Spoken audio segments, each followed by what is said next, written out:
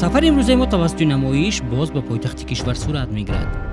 موضوع نوبتی ما باغ فرهنگی و فراغتی به نام نظام الدین علیشیر نوایی می باشد.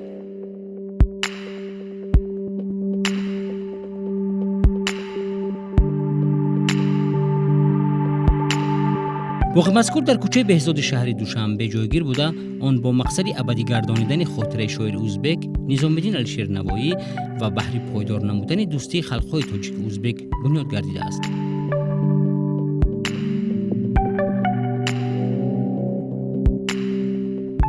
باغ نظام الدین علیشیر نوایی در میدان 223 هکتار دامن گسترده، آن پره با طلبات زمان معاصر موافق کرده شده است.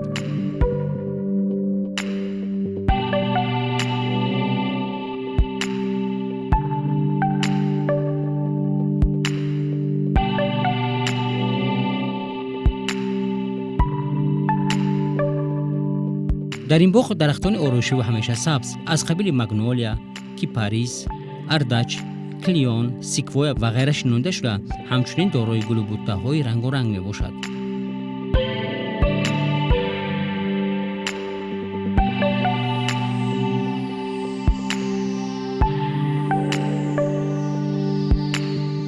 موافق معلومات شماره عمومی درختان باغ 600 بخلا تشکیل داده، مجموعاً میدان 14,000 متر مربع میسازور کرده شده است.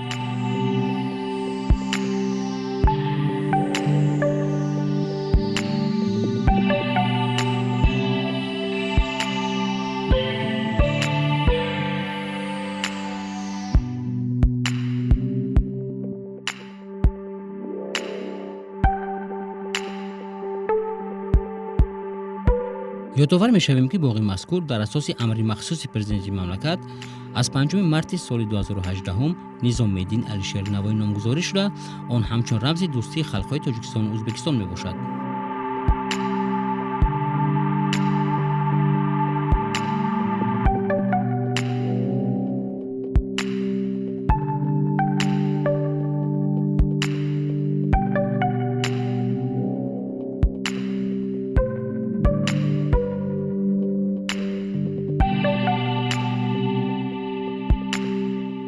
هنگام تماشا در مرکز دقت هر بیننده مجسمه نورالدین عبدالرحمن جامی و نظام الدین علیشیر نوایی می‌ایستد. مجسمه شاعران از روی لایحه ارباب هنری تاجیکستان غفور جورایف چون رمز معرفت در بالای 7 زینه ساخته شده، آن لحظه محاکمه اثر تازه ایجاد علیشیر نوایی را با استادش عبدالرحمن جامی تجسم می‌کند. ته کرسی مجسمه با سنگ مرمر آرای یافته است و در آن نقش نگاری خاص حکاکی گردیده است.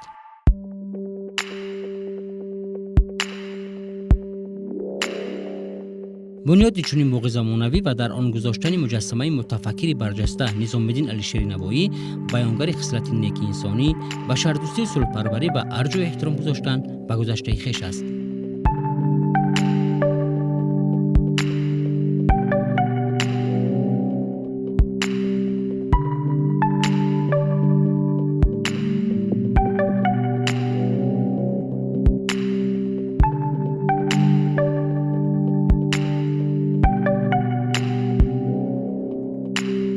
برای فراهم آوردن شرایط مکمل استراحت و فراغت در باغ نظام الدین علیشیر نوایی 80 عدد نشستگاه‌های جوابگو به طلبات زمانی امروزه نصب شده‌اند.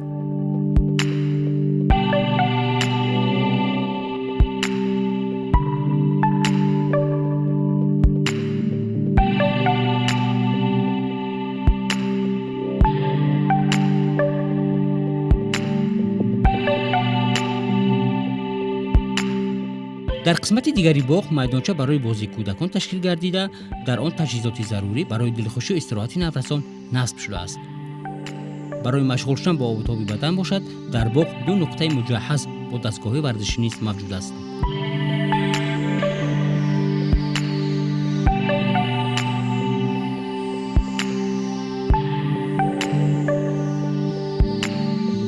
شبانه حدودی باغ پر از چراغان بوده، برای سیر و سیاحت و فراغت و استراحت ساکنان و مهمانان پایتخت بسام مساعد است. در مجموع در این باغ بیش از 200 پایه برای وصل چراغ‌های روشنی دهنده نیز نصب کرده شده است.